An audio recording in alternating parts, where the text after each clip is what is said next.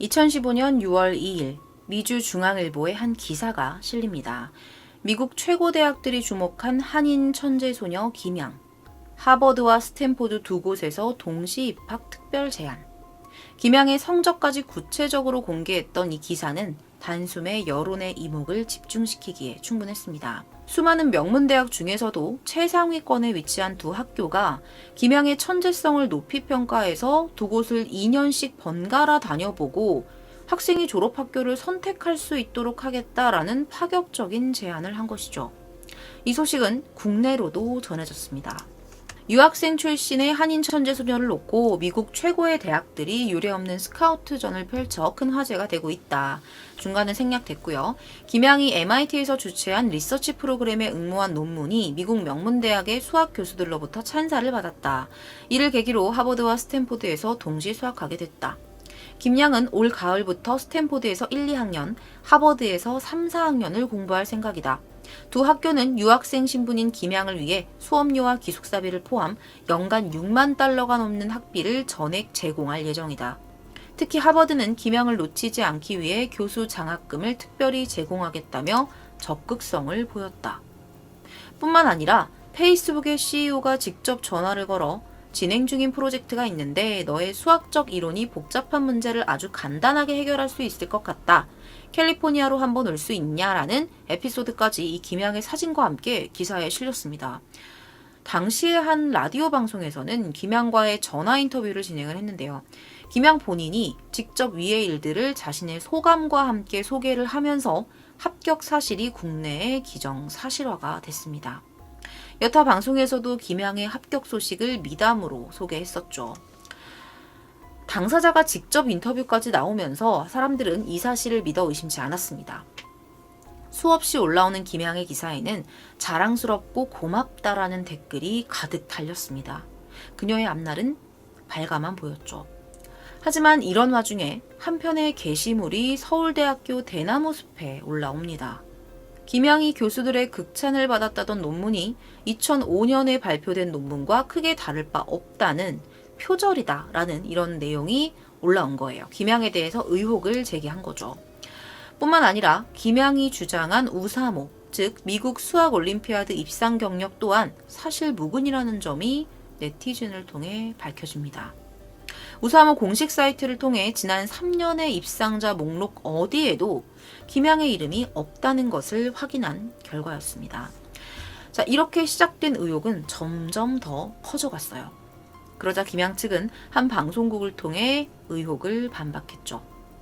김양 가족은 인터뷰를 통해 하버드 입학은 보통 애들하고 정식 절차가 다르다.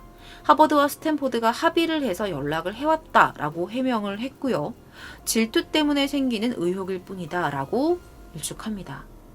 또한 김양 측에서는 스탠포드대 입학처장의 해명글이다 라면서 이메일 하나를 공개를 해요.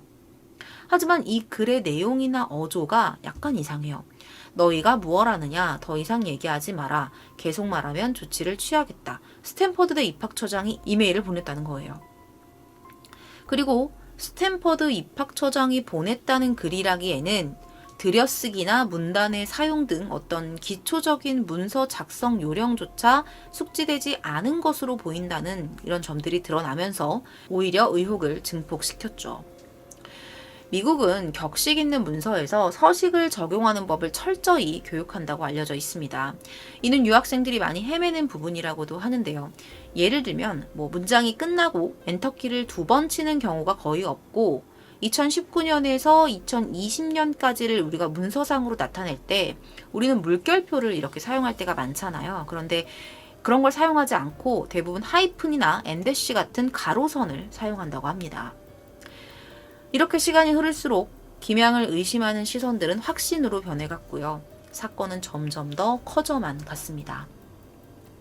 그리고 미주 중앙일보의 최초 보도가 나온 지 일주일 만에 하버드와 스탠퍼드에서 이에 대한 공식적인 답변을 내놓게 되죠. 어떤 답변을 내놓았을까요? 바로 이 내용입니다. 충격적이죠. 하버드와 스탠퍼드 측은 두 대학에 합격한 것으로 국내 언론에 보도된 김양의 합격 사실을 전면 부인했습니다. 김양이 말한 모든 것이 거짓이었던 거죠. 하버드 대학본부의 공보 담당자는 김양의 합격 여부를 확인해달라는 취재진의 문의에 대해 김양 가족이 제시한 합격 통지서가 위조된 것이라고 답변했고 합격 사실을 공식적으로 부인했습니다. 또한 한국 언론에 보도된 것처럼 스탠퍼드대에 일정 기간 수학을 하고 나머지를 하버드대에서 공부하고 어느 한쪽으로부터 졸업장을 받는 프로그램 이런 건 존재하지 않는다라는 설명까지 덧붙였습니다. 이게 다 거짓말이었던 거죠.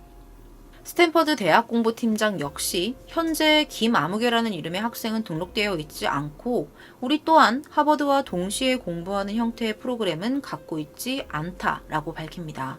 스탠퍼드 측은 김양 가족이 대학에서 받았다면서 언론에 공개한 합격 통지서에 대해서 대학의 공식 담당자는 그런 문서를 발행한 적이 없다라는 답변을 내놓습니다. 김양의 아버지 김 씨는 이에 대해 변호사와 상의에 대응하겠다라는 입장만을 밝히고 당혹감을 감추지 못했는데요. 김 씨는 그동안 의혹에 대해 워낙 특별한 케이스로 두 대학의 교수들 사이에 논의된 것이기 때문에 오해가 있을 수 있다라고 해명을 해왔었습니다. 이게 무슨 소릴까요? 김양과의 인터뷰를 진행했던 한 방송은 천재소녀 사기극 의혹 모두를 속였다라는 후속 기사를 보도했습니다. 한인 천재소녀 사건이 거짓임을 인정한 것이죠. 이 기사는 하버드 학생회 한인회장과 진행된 인터뷰였는데요. 이 한인회장은 김양의 인터뷰를 보면 이 내용이 하버드의 실정과는 맞지 않는다는 점을 지적을 합니다.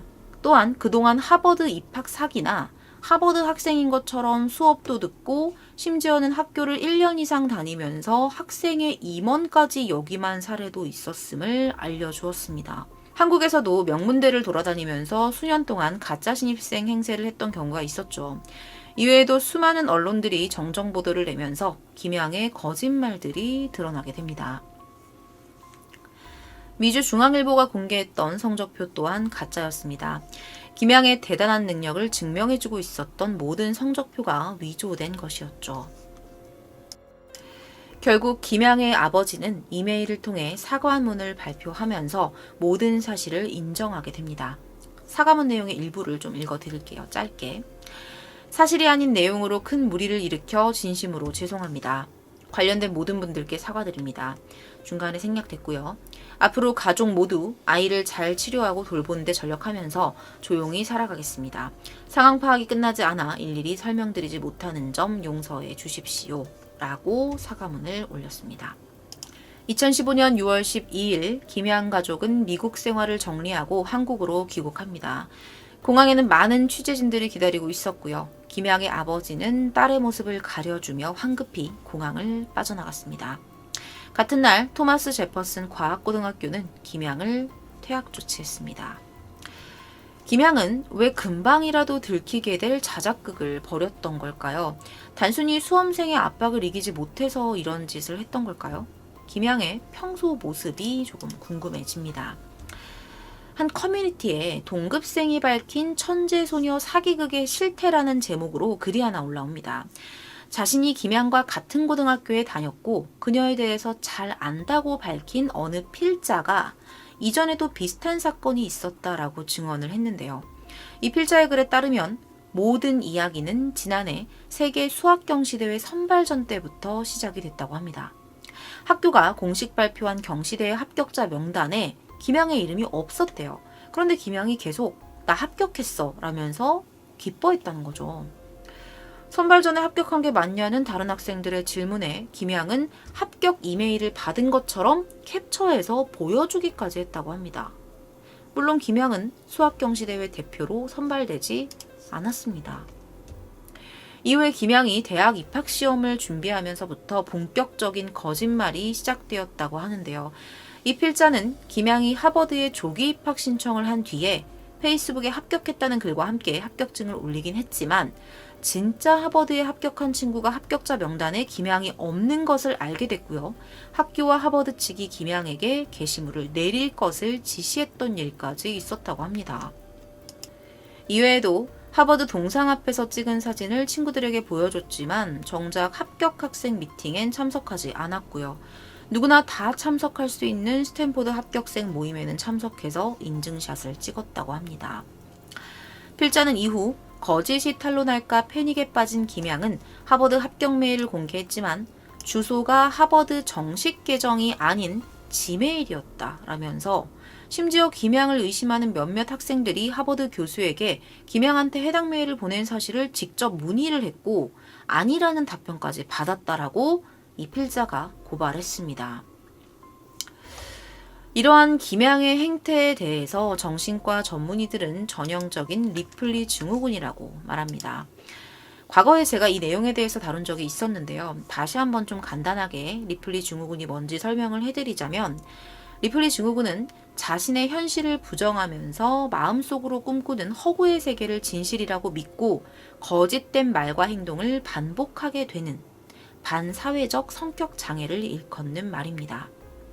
자신의 욕구를 충족시킬 수 없어 열등감과 피해의식에 시달리다가 상습적이고 반복적인 거짓말을 일삼으면서 이를 진실로 믿고 행동하게 되는 것이죠. 김양은 자신이 만든 허구의 세상에서 다른 사람들뿐 아닌 자기 자신마저 속이고 말았습니다. 진실을 제대로 확인하지 않은 국내 언론 또한 책임을 피할 수는 없었습니다. 김양의 아버지 김 씨는 중앙일보 워싱턴 특파원 출신이었다고 하는데요. 이 부분이 국내 언론에게 정확한 팩트체크 없이 김양의 신상에 대한 확신을 심어준 것으로 보고 있습니다. 김양의 거짓말이 어떻게 기사화가 되었는지 공식적으로 드러난 경로는 밝혀지지 않았습니다. 하지만 취재진들은 김양이 평상시처럼 학교 친구들과 부모에게 거짓으로 말했는데 이에 너무 기뻐한 아버지 김 씨가 자신의 전 근무지인 중앙일보 소식통을 통해 이것을 그대로 알리지 않았을까 추측하고 있습니다. 이미 학교에서 김양이 거짓말쟁이로 찍혔다는 사실을 부모는 몰랐던 것 같아요. 여태껏 많은 학력 위조 사건들이 있었지만 언론을 통해 대대적으로 거짓을 알린 이 사건은 유례없는 일이었습니다. 다만 이번 사건은 김양 본인이나 아버지가 고의적으로 어떤 금전적인 이득을 위해서 남을 속인 것은 아니었기 때문에 사기라고 하기에는 무리가 있었고 사건과 관련된 사기나 사기 미수 관련 사법 처리의 움직임 없이 사과와 치료 약속으로 마무리가 되었습니다. 무엇이 김양을 그렇게 만들었던 것일까요? 김양이 적절한 치료를 통해 인생에서 가장 중요한 가치가 무엇인지, 무엇이 자신을 행복하게 해줄 수 있는 올바른 길인지 깨닫게 되길 바랍니다. 더 이상 자신과 가족, 그리고 세상을 속이는 일은 없어야겠죠. 오늘 준비한 내용은 여기까지입니다. 시청해주신 여러분 감사합니다.